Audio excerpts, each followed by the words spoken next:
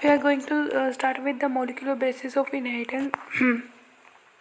In the previous chapter you have learnt that the inheritance pattern and the genetic basis of such pattern. आपने जो है inheritance pattern और genetic basis of pattern के बारे में पढ़ा होगा. At the time of the Mendel, the nature of those factors जो कि regulate करते हैं pattern of inheritance was not clear. Over the next 100 years, the nature of the putative genetic material जो है वो investigated culminating in the realization that the DNA यानी deoxyribonucleic acid जो होता है वो genetic material होता है at least for the majority of the organisms. In class 11th you have learned that the nucleic acid जो होते हैं वो polymer होते हैं nucleotides के. Deoxyribonucleic acid and ribonucleic acid are the two type of the nucleic acid found in the living system. DNA acts as genetic material in most of the organism. RNA, though it also acts as genetic material in some viruses, mostly function as a messenger. RNA has additional roles as well.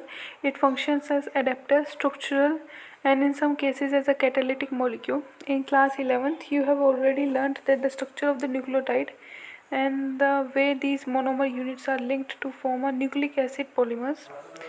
In this chapter, we are going to discuss the structure of the DNA, its replication, the process of making RNA from the DNA and transcription, the genetic code that determines the sequence of the amino acid in protein, the process of protein synthesis and translation, the elementary basis of their regulation, the determination of complete nucleotide sequence of human genome during the last decade has set in a new era of genomics. In the last section, the essential of the human genome sequencing and its consequences will also be discussed. Let us begin our discussion by first understanding the structure of the most interesting molecule in the living system, that is the DNA. In the subsequent section, we will understand that why it is the most abundant genetic material and what is its relationship with the RNA. DNA जो होता है एक long polymer होता है, long polymer of deoxyribonucleotides. The length of the DNA is usually defined as number of the nucleotides या फिर और a pair of nucleotide referred to as base pair present in it. This also is the characteristic of an organism. ठीक है, for example है bacteriophage 5174 जो है उसके पास 5386 nucleotides होते हैं. बैक्टीरियोफाज जो लैम्डा होता है उसके पास 48502 बेस पेयर्स होते हैं. इकोलाई जो होता है उसके पास 4.6 इंटू 10⁶ बेस पेयर्स होते हैं. And haploid content of the human DNA जो होता है उसके पास 3.3 इंटू 10⁹ बेस पेयर होते हैं. Structure of polynucleotide chain. Let us recapitulate the chemical structure of the polynucleotide chain यानी DNA और RNA. Our nucleotide has three components. Nucleotide जो होता है उसके पास तीन component होते हैं. Nitrogenous base, a pentose sugar, ribose in case of RNA and deoxyribose for the DNA, and a phosphate group. There are two types of the nitrogenous bases, purines यानी कि adenine और guanine, and pyridine यानी कि cytosine, uracil and thymine. Cytosine जो होता है वो common होता है for both DNA and RNA. Thymine is present in the DNA. Uracil is present in the RNA at the place of the thymine. Nitrogenous base जो होता है वो लिंक्ड होता है to the OH of the first dash carbon pentose sugar through an glycosidic linkage to form the nucleoside such as adenosine D और या फिर deoxy adenosine, guanosine या फिर डीऑक्सी ग्वानोसाइन, साइटिडीन या फिर डीऑक्सी साइटिडीन, यूरिडीन. हाँ याद रखना, डीऑक्सी यूरिडीन नहीं होता है. क्या होता है? डीऑक्सी थायमिडीन. डीऑक्सी यूरिडीन एग्जिस्ट नहीं करता है. क्यों? क्योंकि DNA में क्या होता है? थायमिन होता है eight the place of uracil. ठीक है. व्हेन अ फॉस्फेट ग्रुप जो होता है वो लिंक्ड होता है to the OH of the fifth carbon of the nucleoside through phosphoester linkage, a corresponding nucleotide जो होता है फॉर्म्ड होता है. ठीक है. The two nucleotides are linked through 3,5 phosphodiester linkage to form a dinucleotide. More nucleotides can be joined in such a manner to form the polynucleotide chain. A polymer thus formed has at one end a free, एक end पे जो होता है free phosphate moiety होती है at the fifth end of the sugar, which is referred to as 5' end of the polynucleotide chain. Similarly, at the other end of the polymer, the sugar has free OH group of the third carbon group, which is referred to as third 3' end of the polynucleotide chain. The backbone of the polynucleotide chain is formed due to sugar and phosphate. The nitrogenous bases linked to the sugar moiety project from the backbone. In RNA, every nucleotide जो होता है reside करता है residue has a additional OH group present at the second position in the ribose. Also, in RNA, the uracil is formed. Also in RNA, the uracil is found at the place of thymidine, जिसको bracket में 2,5 methyl uracil जो होता है वो उसका नाम होता है थाइमिन का. It is another chemical name for the thymine. DNA जो होता है as a acidic substance first in the nucleus was identified by the Friedrich Miescher in 1869. He named it as a nuclein. However, due to technical limitation in isolating such a long polymer intact, the elucidation of the structure of the DNA remained elusive for the very long period of time.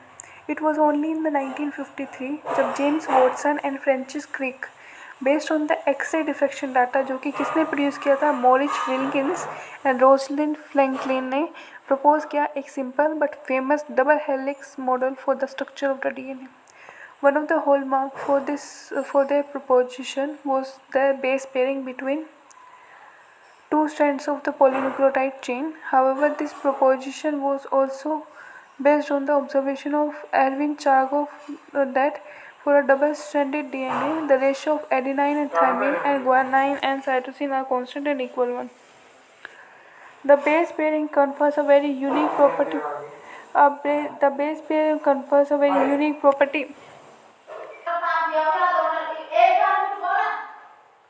Base pairing जो होते हैं वो confer करता है very unique property to polynucleotide chain. They are said to be complementary to each other, and therefore, if the sequence of the bases in one strand is known, then the sequence in other strand जो होता है वो predict किया जा सकता है. Also, if each strand from the DNA, जिसको हम क्या बोलते हैं template parental strand बोलते हैं, parental DNA बोलते हैं, can act as a template for the synthesis of a new strand. The two double-stranded DNA, जिसको let us call them as daughter DNA, जो thus produced होंगे would be identical होंगे to the parental DNA molecule. Because of this, genetic implication of the structure of the DNA was very clear. अब salient feature देखते हैं. Double helical structure of the DNA are as follows. सबसे पहला है it is made up of 2 polynucleotide chain से बना होता है, जहाँ पे where the backbone is constituted by the sugar और फॉस्फेट एंड द बेसिस जो तो प्रोजेक्ट करता है इनसाइड. दूसरा है the 2 chains have anti parallel polarity. It means अगर if one chain has a polarity 5' to 3' तो अदर की जो होगी 3' to 5' होगी. ठीक है. नेक्स्ट है the basis in the 2 strand जो होता है पेयर्ड होते through hydrogen bonds forming base pair. Adenine जो होता है फॉर्म करता है 2 hydrogen bonds with thymine from the opposite strands and vice versa. Similarly, guanine जो होता है is bonded with cytosine with 3 hydrogen bond. As a result, always a purine comes opposite to pyridine, and this generates approximately uniform distance between the 2 strands of the helix. The 2 chains जो होते हैं वो coiled होते हैं in right-handed fashion. The pitch of the helix जो होता है वो 3.4 नैनोमीटर होता है. ठीक है. And there are roughly 10 base pair होता है in each turn. Consequently, the distance between a base pair in a helix is approximately 0.34 nanometre होता है. Plane of one base pair जो होता है वो stack करता है over the other in the double helix. This in addition to the hydrogen bond confer करता है stability to the helical structure. Next is the proposition of double helix structure for the DNA and its simplicity in explaining the genetic implication became revolutionary. Very soon Francis Crick proposed the central dogma in the molecular biology जो कि state करता है that genetic information जो होता है flow करता है from DNA to RNA, RNA to protein. यानी कि DNA से अगर DNA बन रहा है रेप्लिकेशन, DNA से mRNA बन रहा है ट्रांसक्रिप्शन और mRNA से ट्रांसलेशन और प्रोटीन बन रहा है ट्रांसलेशन. ये बोलते हैं सेंट्रल डॉगमा बोलते हैं इसको. ठीक है. नेक्स्ट है जो है पहले से पहले डायग्राम्स देख लेते हैं. ये जो है डीएनए का डबल हेलिक्स का स्ट्रक्चर दे रखा है. ठीक है. ये जो होता है साइड में ब्लू है, ये इसको शुगर फॉस्फेट बैकबोन बोलते हैं और अंदर जो लाइनिंग है इसको बेस पेयर्स बोलते हैं. ये डबल स्ट्रैंडेड पॉलीन्यूक्लियोटाइड चेन है, ठीक है, जिसमें एक तरफ 5' एंड होता है, दूसरी तरफ 3' एंड होगा, तो अपोजिट चेन पे जो है 3' एंड टू 5' एंड होगा, ठीक है। इनको बोलते हैं हाइड्रोजन बॉन्ड्स बोलते हैं, ठीक है। और भी कोई डायग्राम में? हाँ जी, यहाँ पे भी जो है पॉलीन्यूक्लियोटाइड चेन दिखा रखी है, 5' एंड 3' एंड, ठीक है। फर्स्ट चेन पे जो है नाइट्रोजन बेसिस लगे होते हैं, 3 और दूसरी की 5 से जो होते हैं फॉस्फेट ग्रुप जुड़े होते हैं। इसकी भी जो है 3 से, इसकी भी 5 से जो है दूसरे 3 से कार्बन से जुड़ा हुआ है, ठीक है। नेक्स्ट हम बात करते हैं packaging of DNA helix. Taken the distance between the two consecutive base pair, as two consecutive base pair के बीच में डिस्टेंस जो होता है हम मानते हैं 0.34 नैनोमीटर लेते हुए, if the length of the DNA double helix in a typical mammalian cell is calculated by multiplying the total number of the base pair with distance between the two consecutive base pair, that is 6.6 into 10⁹ base pair into 0.34 nanometer, it comes out to be approximately 2.2 meter. A length that is far greater than the dimension of the typical nucleus. क्या है? Typical nucleus. If the length of the E. coli DNA is 1.3 millimeter, can you calculate the number of the base pair in the E. coli? ठीक है, ये जो है nucleosome का structure दिखा रखा है, जिसमें जो ये बेल टाइप की है वो है डीएनए। जो ये वाला ग्रीन कलर का स्ट्रैंड खड़ा हुआ है, स्ट्रैंड, उसको बोलते हैं H1 हिस्टोन, और जो बीच का पार्ट है उसको बोलते हैं कोर ऑफ हिस्टोन मॉलिक्यूल, पूरे को बोलते हैं कोर ऑफ हिस्टोन मॉलिक्यूल, और इसको बोलते हैं सर्कल, ग्रीन वाले सर्कल को बोलते हैं हिस्टोन ऑक्टोमर। स्ट्रैंड को बोलते हैं H1 हिस्टोन, और जो रैप हो रहा है वो डीएनए, और पूरे को बोलते हैं कोर ऑफ हिस्टोन मॉलिक्यूल, इसको बोलते हैं न्यूक्लियोसोम्स। ये है EM picture beads on string दिखा रखे, ठीक है।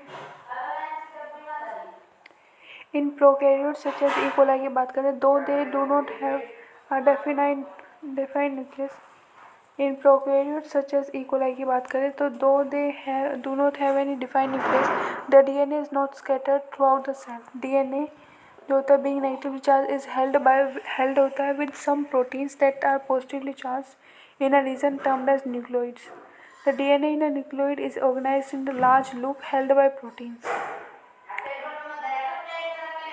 In eukaryotes, this organization is much more complex. There is a set of positively charged basic proteins called histones, जिनको बोला जाता है। प्रोटीन जो होता है एक्वायर करता है charge depending upon the abundance of the amino acid residue with charge side change. Histones are rich होते हैं in the basic amino acid residue lysine and arginine. Both amino acids residue carry positive charge in their side chain. Histone जो होते हैं वो organise होते हैं to form a unit of 8 molecules called histone octamer. The negatively charged DNA is wrapped around the positively charged histone octamer to form a structure called nucleosome. A typical nucleosome contains 200 base pair of DNA helix. Nucleosomes constitutes the repeating unit of a structure in a nucleus called the chromatin. Thread-like strained, yani colored body seen in the nucleus. The nucleosomes in chromatins are seen as beads on the string structure when viewed under electron microscope. The bead on string structure in chromatin is packed to form a chromatin fiber that are further coiled and condensed at the metaphase stage of cell division to form chromosomes. Packing of chromatin at higher level requires additional set of proteins that are collectively referred to as non-histone chromosomal protein यानी NHC protein. In a typical nucleus, some region of the chromatin are loosely packed and जो कि strain करते हैं light and are referred to as euchromatin. The chromatin that is more densely packed and strained dark are called heterochromatin. Euchromatin is said to be transcriptally active chromatin होता है, और whereas heterochromatin जो होता है वो inactive होता है, ठीक है।